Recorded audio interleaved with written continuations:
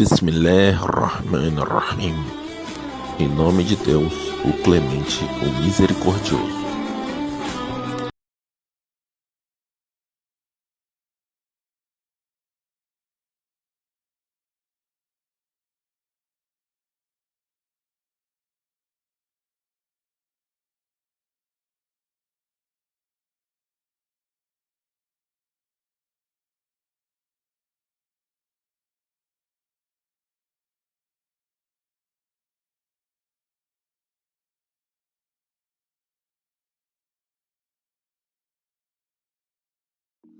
Olá, constelação! Hoje eu vou falar com vocês sobre um tema que muita gente tem dúvida, curiosidade e até preconceito: jejum intermitente. Inclusive, eu já tenho um vídeo que serve como uma boa introdução ao tema. Vou deixar aqui no link a descrição para que você que ainda não assistiu o faça. Além disso, convido você que não é inscrito a se inscrever no meu canal, ativar o sininho para que possa receber as notificações e, claro, deixar o seu like e o comentário nesse vídeo.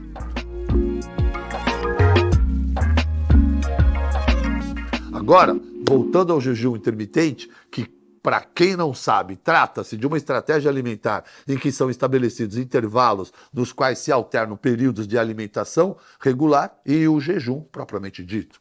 Recentemente fiz um post lá no meu perfil do Instagram pedindo para vocês que deixassem dúvidas. Aliás, se você ainda não me segue, convido que o faça correndo no meu perfil do Instagram, @doutorbaracate por extenso. Enfim, pedi que fizesse e deixasse suas dúvidas para que eu pudesse selecionar 10 para poder compartilhar agora nesse vídeo de perguntas e respostas comuns que possam atender aos demais que não participaram dessa enquete no Instagram. E parece que já tem uma pergunta aí da Karine.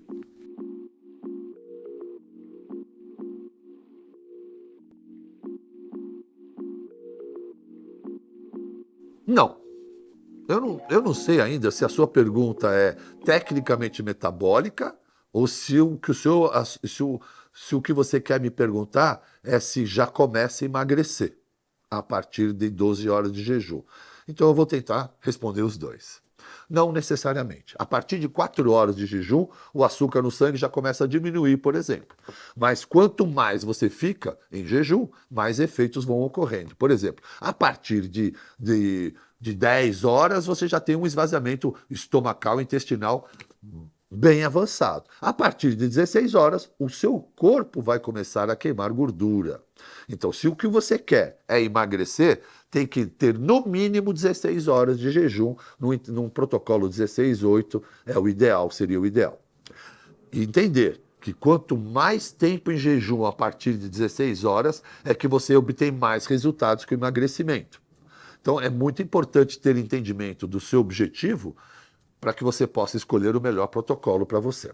Então, há aqueles que querem emagrecer, se essa é a sua pergunta, muito melhor do que fazer jejum de 12, 14 horas todos os dias, ou até mesmo 16/8, é escolher 1 ou 2 dias da semana e fazer 24 horas, ou mais, ou uma vez por semana, um longão maior que 24 horas. Se você imputar um jejum de 24 horas uma vez por semana e manter um padrão de dieta low carb nos demais dias, eu tenho certeza que você vai progressivamente colher bons resultados com o seu emagrecimento. E, evidentemente, se você conseguir inserir mais um longão na semana, ou aumentar aquele, os resultados serão cada vez maiores no seu processo de emagrecimento. Lembrando que quanto mais prolongado o jejum, além do processo de emagrecimento, você também usufrui de outros benefícios. Há uma renovação no seu sistema imunológico. Quanto mais longo o seu jejum, maior é a ativação da sua imunidade. Então, esses são os benefícios de jejuns mais prolongados: ativação da imunidade e aumento do seu processo de emagrecimento.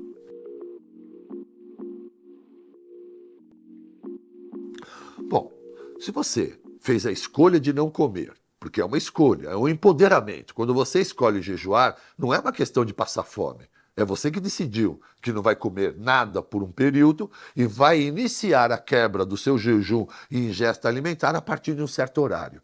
Então, a partir do momento que você escolhe fazer jejum e escolhe dar um descanso para o seu organismo, não faz sentido no momento em que for quebrar o seu jejum, escolher produtos industrializados, processados, embutidos, muito menos bebidas açucaradas, industrializadas ou qualquer tipo de alimento ou produto rico em açúcar ou de alto índice glicêmico. Não faz sentido você ter feito jejum por horas, promovido ações metabólicas, reduzido sua insulina, melhorado o perfil lipidêmico e, de repente, na quebra do jejum, dá um pancadão no seu pâncreas que estava descansando por horas e fazê-lo produzir rapidamente insulina para baixar níveis glicêmicos. Você escolheu mal quebrar o jejum. Eu diria até que o jejum foi jogado no lixo. Os benefícios não serão obtidos de uma forma adequada se a quebra do jejum for mal feita, feita de uma maneira negligente, descuidada, ou sem a informação que agora você tem. O ideal, depois de horas de jejum, baixando níveis glicêmicos, reduzindo níveis de insulina, é que você mantenha, primeiro, um prato com comida de verdade, nada de inventar de produto industrializado. Priorizando num prato de comida de verdade, vegetais, legumes, proteínas e boas gorduras. Essa seria a refeição ideal na quebra do seu jejum. Lógico que a gente pode simplificar, nem sempre você está em casa para comer esse prato de comida. Então você pode quebrar com algumas castanhas, você pode quebrar com um omelete, você pode até quebrar com um shake de proteína, se puder colocar um abacate ou uma gordura nesse seu shake, ainda melhor. Então há possibilidades de você quebrar o jejum com alguma maneira prática e simples em algumas circunstâncias. Mas o ideal é você tentar fazê-lo com uma boa refeição, com um prato carregado de comida de verdade, baseado no low carb. A labirintite, sem dúvida nenhuma, é um fator limitante no jejum, e isso é muito individual. Tenho pacientes que suportam 12 horas tranquilamente, alguns 14, 16 horas, mas não mais do que isso. Então isso é muito individual, mas realmente indivíduos com labirintite ou crises recorrentes de labirintite têm uma certa dificuldade em praticar o jejum. Por isso esteja atenta e possivelmente seja melhor praticar mais dias de pouco tempo de jejum do que promover um longo jejum na sua vida. Isso é individual, você tem que fazer experimentações, mas é verdade. Pessoas com labirintite podem sentir dificuldades no processo do jejum.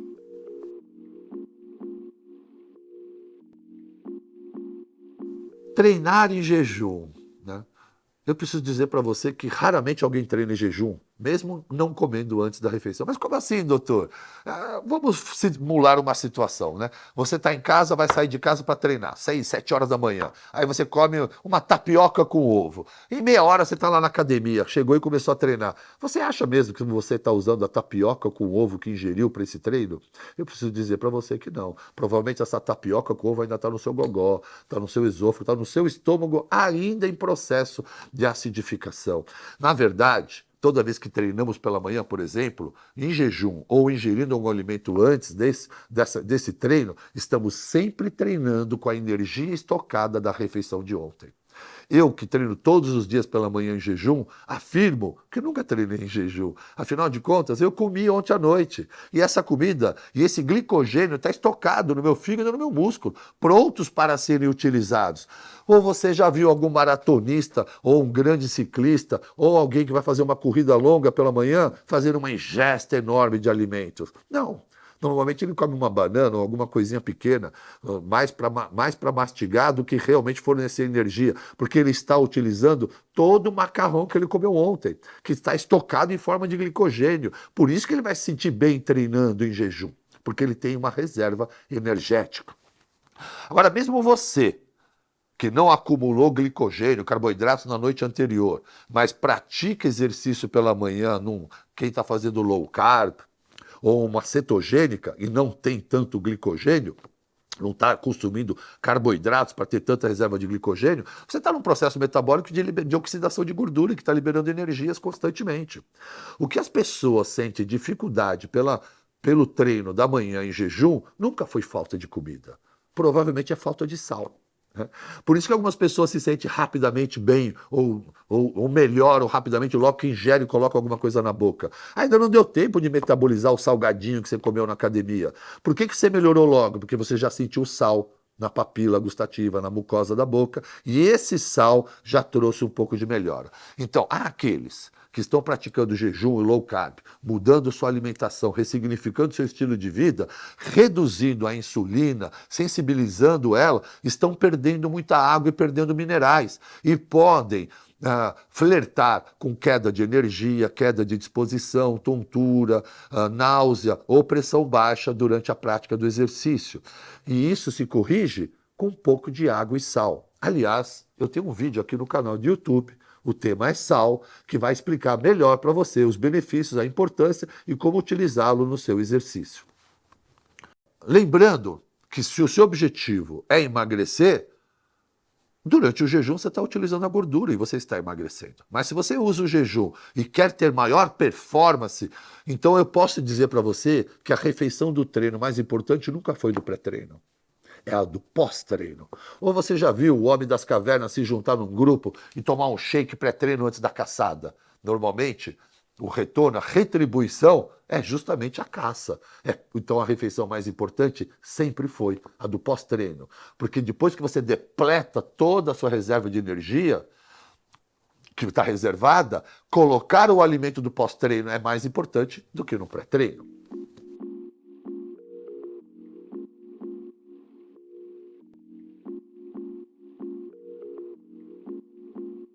Sem dúvida nenhuma, porque afinal de contas, o seu intestino está inflamado e ele se sensibiliza com um alimento ou um grupo de alimentos. E o jejum é exatamente o reset que o teu intestino precisa, um descanso. O jejum, o intestino, me perdoe, não precisa de muita coisa para ele melhorar. Ele só precisa que você pare de sabotá-lo. E se você der um período de descanso, ele é capaz de fazer o auto-reparo. Portanto, o jejum é um grande reset para o seu intestino. Para todos aqueles que têm síndrome do intestino irritável, retocolite, ou qualquer outro distúrbio ou desconforto gastrointestinal, o jejum trará benefícios. Agora, é importante que você esteja atento na introdução dos alimentos para que você não faça uso de alimentos que lhe geram sensibilidades, intolerâncias ou alergias.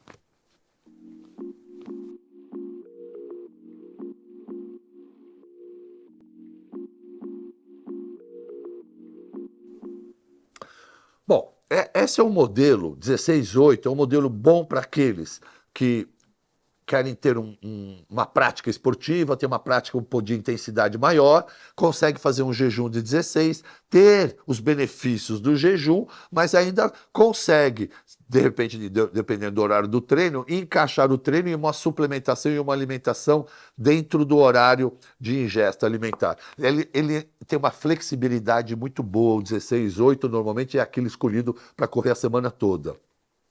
Você consegue almoçar, consegue jantar, consegue sociabilizar, tem um período da manhã em jejum ou período da noite, como queira.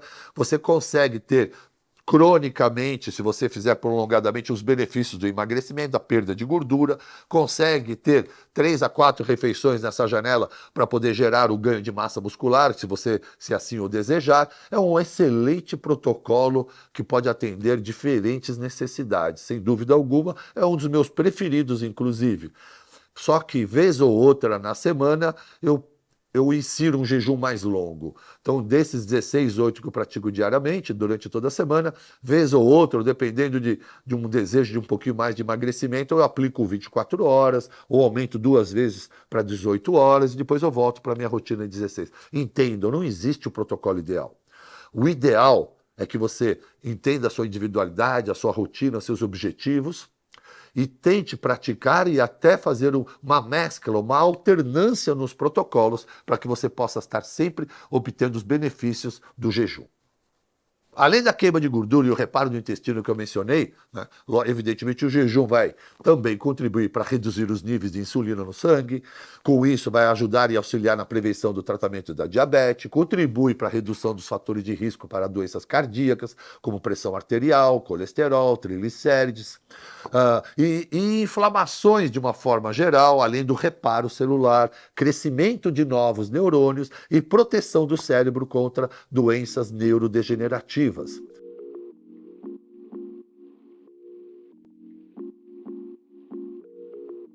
Bom, vamos dividir a sua pergunta. Tenho pacientes diabético tipo 1, não fazendo uso de insulina, vivendo de jejum e cetogênica e atleta. Isso é possível. São poucos pacientes que eu tenho porque demanda muita disciplina. Mas esse é um tipo de situação que só é permitido e cabível fazer com acompanhamento médico nutricional. Não tem cabimento um diabético tipo 1, usuário de insulina, se aventurar num jejum, numa mudança alimentar, sem conhecimento de causa, sem embasamento técnico e sem um auxílio de profissionais. Agora, a você que tem o diabetes tipo 2 ou pré-diabetes tipo 2, que é aquela que vem no adoecimento crônico por conta de um comportamento obsceno, exagerado e no consumo de açúcares, bebidas e outros tantos. O jejum, sem dúvida nenhuma, é uma das maneiras mais eficientes em controlar, porque se você anda se alimentando mal ou, através da sua alimentação, está nutrindo um diabetes tipo 2, é justamente na remoção de uma ou duas refeições que você vai conseguir diminuir esse aceleramento que você está causando. Mesmo que você não mude tanto a alimentação, só de praticar o jejum, a sua insulina já vai diminuir. Como eu disse anteriormente, um dos maiores efeitos mais benéficos à saúde na prática do jejum é a quebra da resistência insulínica, ou, em outras palavras, a melhora da sensibilidade à insulina. E quando você começa a atuar na insulina, você vai revertendo todas as doenças plurimetabólicas, porque a resistência insulínica é a porta de entrada para todas elas. A partir do momento que uma ferramenta como o jejum reduz a insulina, você está cada vez mais desativando a diabetes e tantas outras doenças plurimetabólicas já mencionadas.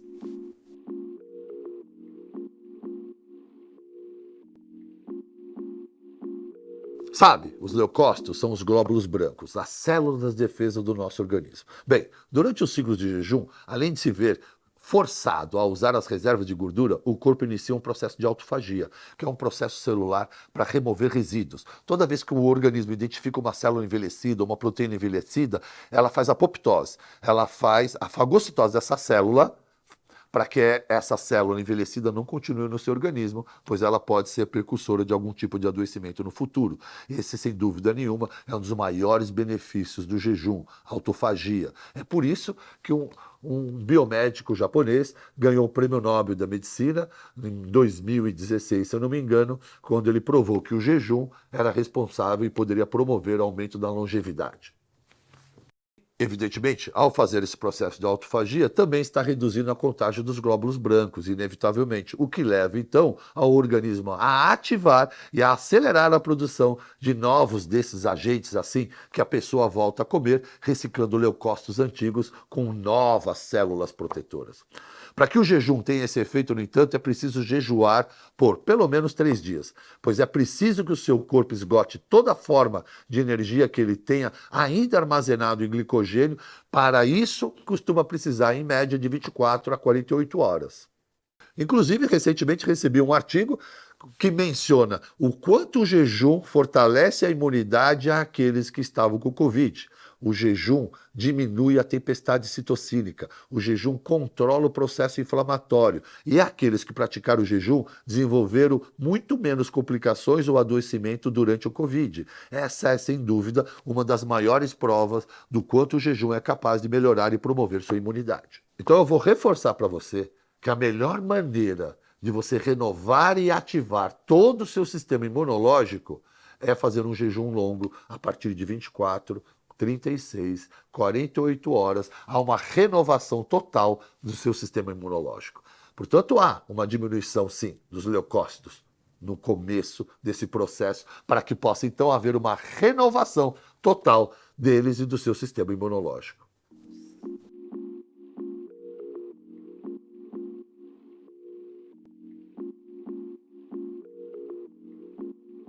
De modo geral, suplementos e cápsulas, como coenzima Q10, vitaminas hidrossolúveis como vitamina C e todas do complexo B, minerais como magnésio e zinco, nada disso quebra jejum.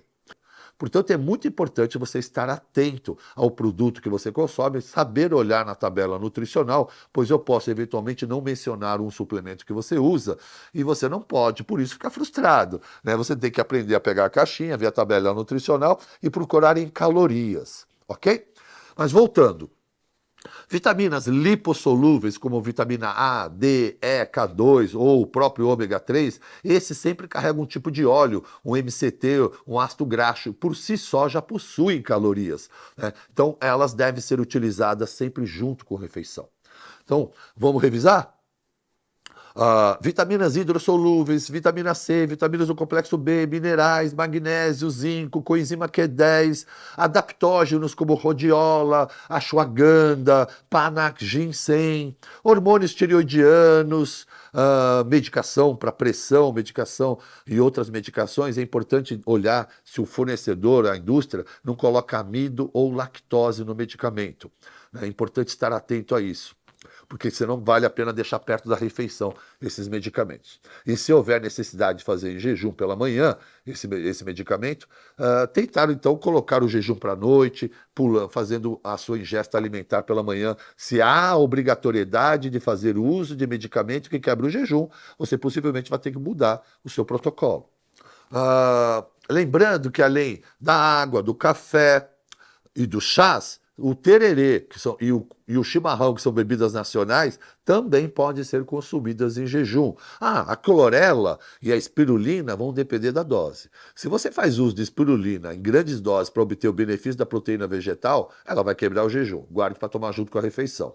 Agora, se você usa uma pequena dose de espirulina ou a clorela normalmente no jejum, também não quebra o seu jejum metabólico.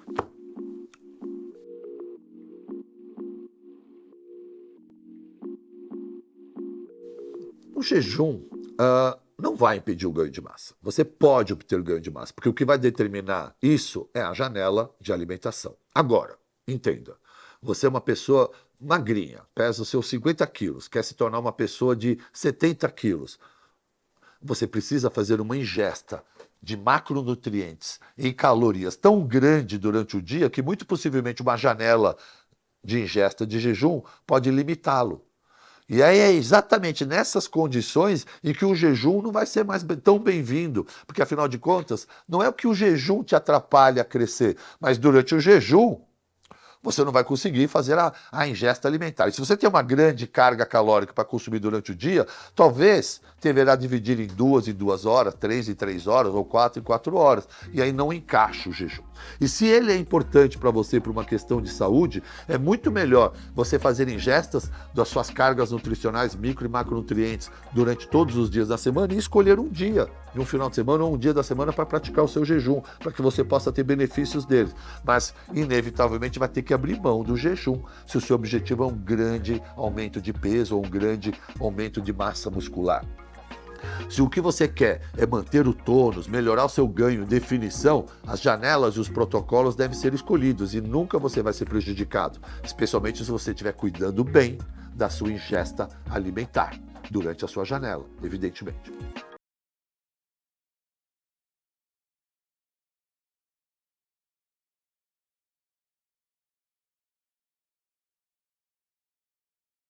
Luz, paz, conhecimento para todo o Brasil. Conheça o Islã.